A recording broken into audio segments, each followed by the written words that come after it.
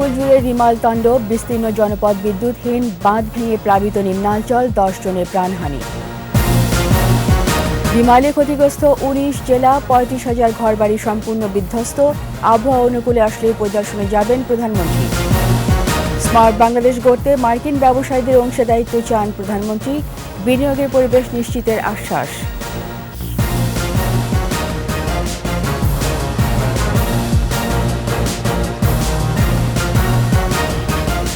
শুনছিলেন first security ইসলামী bank PLC সংবাদ শিরোনাম। আমন্ত্রণ রাতের 21 সংবাদে, সাথে আছি আমি রীতা চৌধুরী।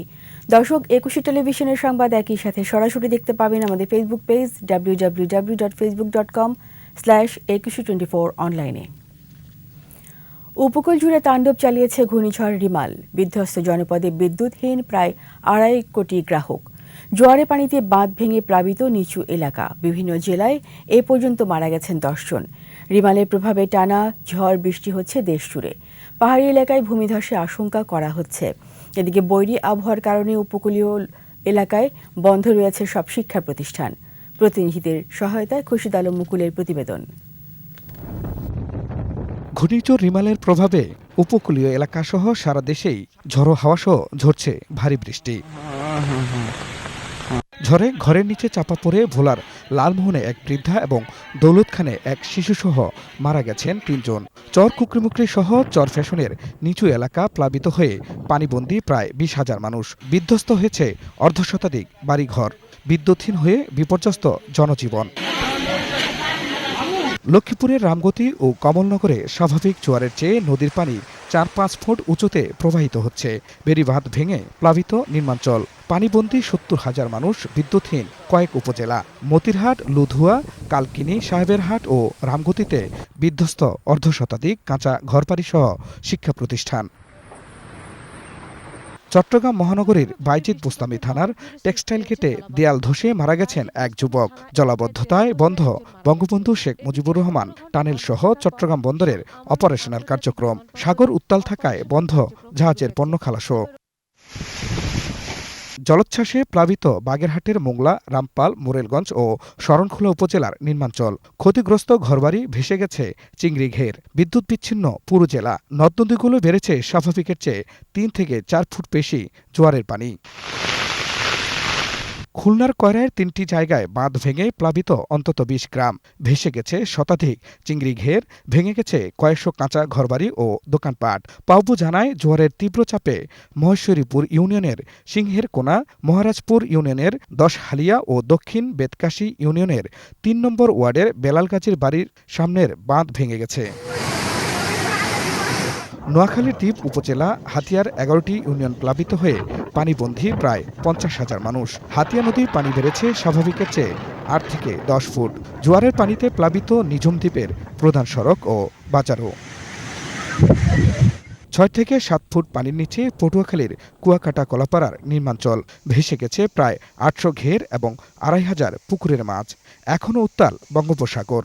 2 দিন ধরে বিদ্যুৎহীন পুরো উপজেলা। যশোরে গুড়ি বৃষ্টিপাতে বিদ্যুৎহীন পল্লী বিদ্যুতের বেশিরভাগ সঞ্চালন লাইন। ঝড়ে ক্ষতিগ্রস্ত সবজি ক্ষেত। পিরোজপুরে ভারী বর্ষণে পানি ঢুকেছে বসতঘরে। গবাদি পশু, হাঁস মুরগি, ফসলের ক্ষেত ও মাছের ঘেরের ব্যাপক ক্ষয়ক্ষতির শঙ্কা রয়েছে। ঝড়ের প্রকোপে বরিশাল নগরীর রূপাতলীতে নির্মাণাধীন ভবনের দেয়াল ধসে মারা গেছেন হোটেল মালিক লোকমান হোসেন ও শ্রমিক মোকসেদ।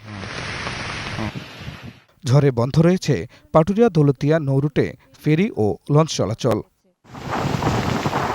খুরশিদ আলম মুকুল, 21 টেলিভিশন। ঘূর্ণিঝড় রিমালে ক্ষয়ক্ষতির পরিমাণ অপেক্ষাকৃত বেশি। আংশিক ও সম্পূর্ণভাবে বিধ্বস্ত প্রায় 1.5 লাখ পরিবারের বসতবাড়ি। সাধারণ মানুষের ক্ষতি পুষিয়ে দিতে কাজ করছে বিভিন্ন মন্ত্রণালয় ও সংস্থা।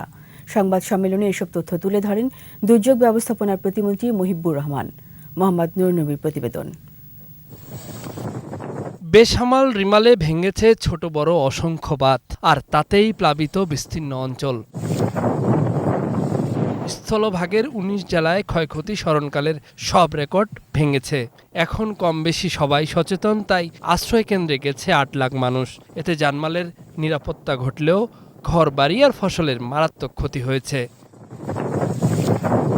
ঘূর্ণিঝড় পরবর্তী প্রাথমিক হিসেব বলছে ৩৫,৪০০ ঘরবাড়ি সম্পূর্ণ বিধ্বস্ত হয়েছে। আংশিক বিধ্বস্ত ১,১৪,৯৯২টি ঘর। মোট ক্ষতিগ্রস্ত মানুষের সংখ্যা ৩৭,৫৮,০৯৬ জন। তবে ক্ষয়ক্ষতির প্রকৃত সংখ্যা আরও বাড়বে বলে জানিয়েছে প্রতিমন্ত্রী।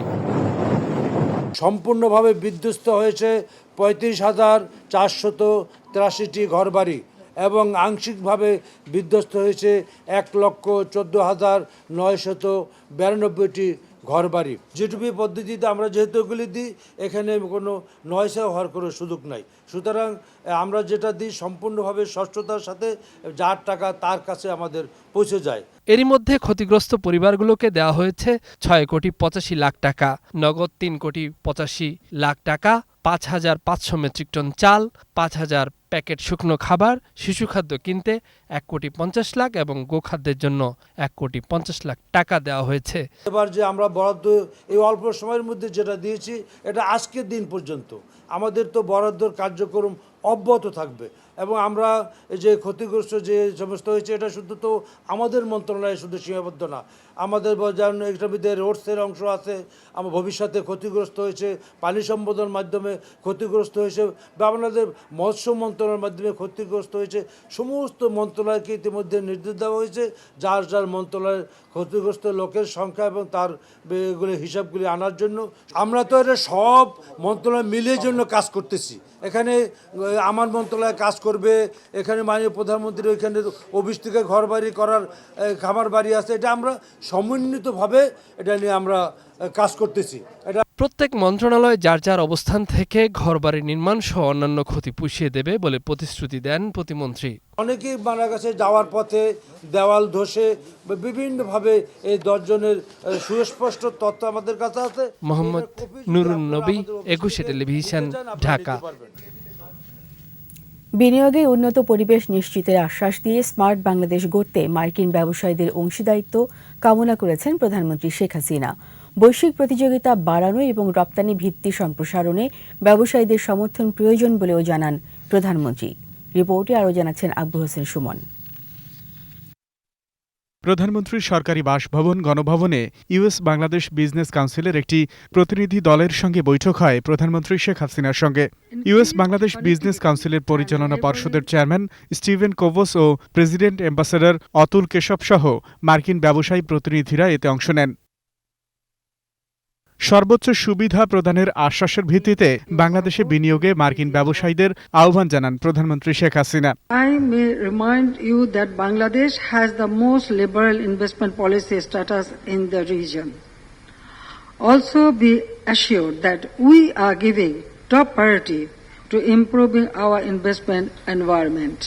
স্মার্ট বাংলাদেশের অগ্রযাত্রায় অংশীদার হবারও আহ্বান জানান সরকার প্রধান। We aspire to become a smart nation by 2041. Here we need your support in increasing our global competitiveness and expanding our export base. I also call on you to remain with us as partner in our journey to a developed, prosperous and smart Bangladesh by 2041. মার্কিন যুক্তরাষ্ট্র রপ্তানির বৃহত্তম গন্তব্য উল্লেখ করে আগামীতে অর্থনৈতিক সম্পৃক্ততা বৃদ্ধিতে আশা প্রকাশ করেন প্রধানমন্ত্রী। Our focus is now to promote economic and commercial relations with not only regional but also global partners, including the United States. The United States would become our long-term partner in achieving our development goals through trade, investment, and technology transfer, and by creating a smooth and predictable supply chain for mutual benefit. বাংলাদেশের একটি প্রধান অর্থনৈতিক ও উন্নয়ন সহযোগী হিসেবে যুক্তরাষ্ট্রের সহযোগিতা অব্যাহত রাখার তাগিদ দেন প্রধানমন্ত্রী। I urge all U.S. business leaders to explore business opportunity and invest in Bangladesh. Akbar Hossain Suman, ২১ television, Dhaka. অনুসন্ধানে প্রয়োজনের সাবেক আইজিপি বেনজির আহমেদকে গ্রেপ্তার করতে আইনি কোনো বাধা নেই বলে জানিয়েছেন দুদকের আইনজীবী খুরশিদ আলম খান। দুপুরে সুপ্রিম কোর্টে এই আইনজীবী বলেন, দুদকের তদন্ত চলমান রয়েছে, প্রয়োজন মনে করলে বেনজির আহমেদকে বিদেশ যাত্রায় নিষেধাজ্ঞা চাইতে পারে দুদক। আইনজীবী খুরশিদ আলম খান জানান, পূর্বের সাবেক আইজিপি বেনজির আহমেদের ৮৩টি দলিলের সম্পত্তি ও ৩৩টি ব্যাংক হিসাব জব্দের নির্দেশ দিয়েছিলেন আদালত। পরবর্তীতে আবারও দুদকের আবেদনে ১১৯টি স্থাবর ও অস্থাবর সম্পত্তি ক্রোকের নির্দেশ দেন আদালত।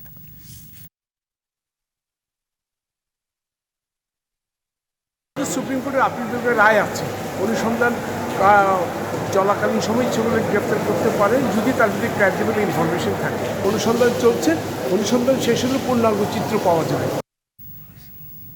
৭১ পাকিস্তানি হানাদার বাহিনী সংগঠিত গণহত্যার আন্তর্জাতিক স্বীকৃতি আদায়ে শক্তিশালী দলিল জরুরি। এজন্য বিভিন্ন স্তরে তথ্য উপাত্ত সংগ্রহ করে সামষ্টিক ও প্রাতিষ্ঠানিক কাজের উপর জোর দিয়েছেন বিশিষ্টজনেরা। জাতিসংঘের স্বীকৃতি আদায়ের পর জড়িতদের বিচারের আওতায় আনা ও পাকিস্তানের কাছ থেকে ক্ষতিপূরণের তাগিদ দিয়েছেন তারা। শিউলি শবনমের প্রতিবেদন।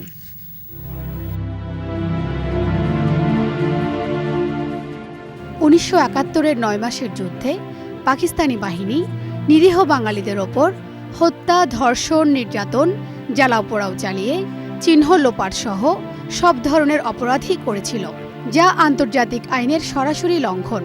বিশ্বের ইতিহাসে এত কম সময়ে ব্যাপক হত্যাযজ্ঞের নজির আর কোথাও নেই। ঢাকা বিশ্ববিদ্যালয়, ইউনিভার্সিটি কলেজ লন্ডন এবং সেন্টার ফর জেনোসাইড স্টাডিজ বিভাগ আয়োজন করে ৭১-এর জেনোসাইডের আন্তর্জাতিক স্বীকৃতি বিষয়ক এই কর্মশালা। বিশিষ্টজনেরা বলেন, ৭১-এ গণহত্যা সংগঠিত হলেও যুদ্ধাপরাধীদের বিচার শুরু করতে দীর্ঘ ৩৭ বছর অপেক্ষা করতে হয়েছে।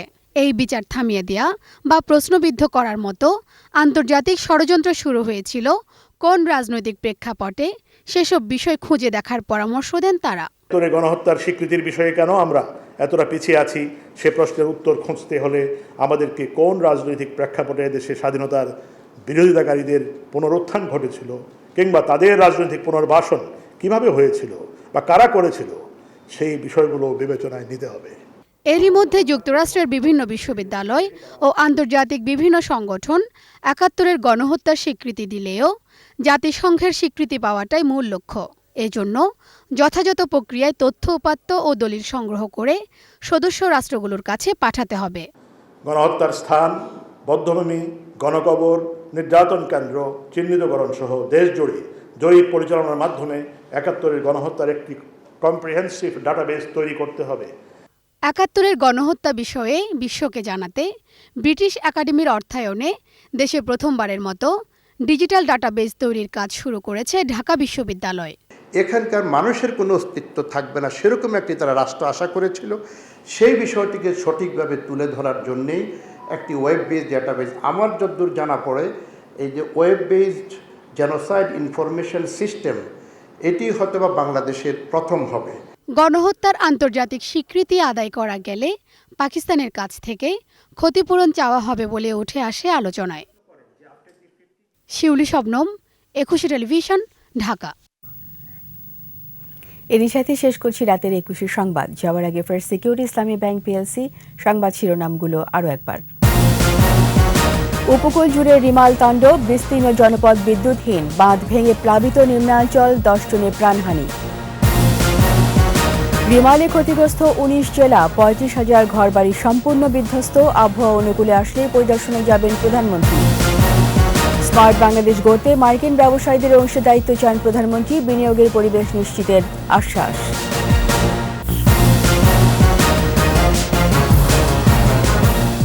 সবশেষ খবর জানতে ডায়াল করুন 2021 নম্বরে, আর ভিজিট করুন 21-tv.com ওয়েবসাইটে। এছাড়া ফেসবুকে ভিজিট করতে পারেন facebook.com/2124 অনলাইনে। ২১ খবর দেখুন। সবাই ভালো থাকুন, সকলকে ধন্যবাদ।